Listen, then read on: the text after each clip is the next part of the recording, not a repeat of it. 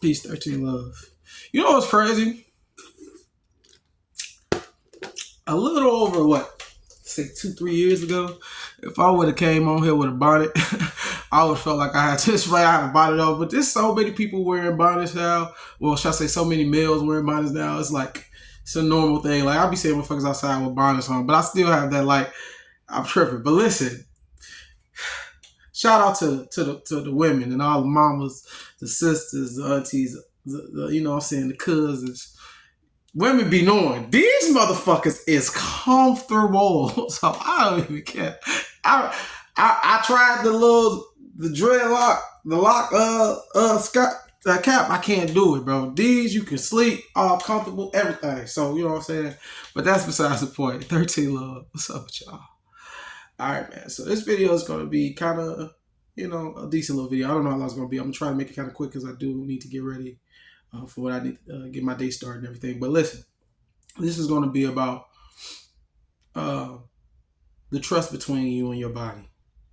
And in the last video, I was talking about how, you know what I'm saying, for us to get into certain stages of internal spiritual evolution and have an external transformation or mutation, your body has to trust the process as well. You feel me? It has to trust what's going to happen as well as a level of fact or in a level of truth to, what's going on, because it is a consciousness on its own.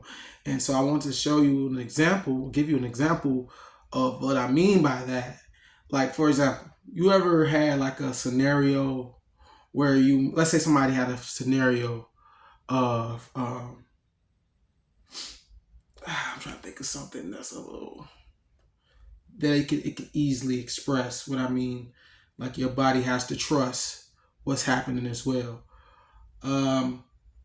Let's say you have stage fright to like perform or something like that, right?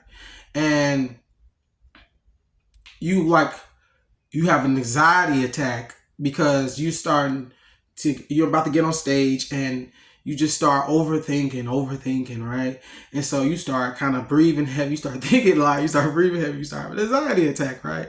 Now, all this is happening in the body. The body's responding, the body starts shaking, you're nervous, you might even throw up, you know what I'm saying? Whatever may happen, right? And all this happens because you are overthinking about going on stage and performing, doing whatever you're doing, right? So you end up not even performing, right? Because it was just, the anxiety was just too much, right? And then so let's say, the next day or a few days go by as well, and you constantly keep thinking about like how could I not be ready to perform when this is something that I wanted to do. This is something that you had practiced over and over. You might have been, let's say you were a musician, you were a guitar player. You're like, I was ready. I've been practicing all week. I had it down, everything. What happened? Why did my body do that? Why did I freak out like that? And let's say you decide to go to a therapist, and the therapist tells you like you kind of caused that to happen. You need to just face your fear, get out there. You never know what's going to happen when you get out there. You never know how the crowd's going to receive you. So you listen to your therapist and you say, fuck it, I'm just going to try again. So you set yourself up for another show, right? And then it's your time to come on stage. You get the same feeling again. The body, now you're not even overthinking, because at this point you have already talked to your therapist. So you kind of already set into this motion, right? Of how, like, you're going to just push through. You don't care, right? So before you're not even thinking about anything like that. Your body starts giving you those same feelings again. That nervousness, you start breathing heavy again. You're like, bro, no way, bro. Why am I freaking out? But this time you decide to say, fuck it. And you push through anyway, right? And you go out there and you're nervous as shit. And you just start. And then as you start playing, you stop giving a fuck. You stop breathing heavy. The anxiety goes away. So now you see what the therapist was saying, like, oh, I just got to push through, right? So you think, everybody loves the performance. You did great. So now you're kind of completely past that fear of stage fright, right? You completely past it. But even though you're past it, your body ain't past it yet. Because even though you had that successful moment, it may still take a while for you to fully get out of being or having any sensations of anxiety when you perform. It might take a long time for your body, because your body, it has to see consistency of the same thing happening, not outside of itself, but what you are doing inside of it when this moment happens. You see what I'm saying? Because your body it's just mimicking or responding to what your mind is doing. It's an extension of your mind. So, and we're in a slower density. Your mind changes quickly. Your body, it takes more time, just like losing or gaining weight. So this is what I mean about trust. Because even through all those times you continued to perform, it probably wasn't going to be the second, third, or fourth time where you didn't feel that anxiety feeling anymore performing. It may have been years later where you didn't have that feeling no more.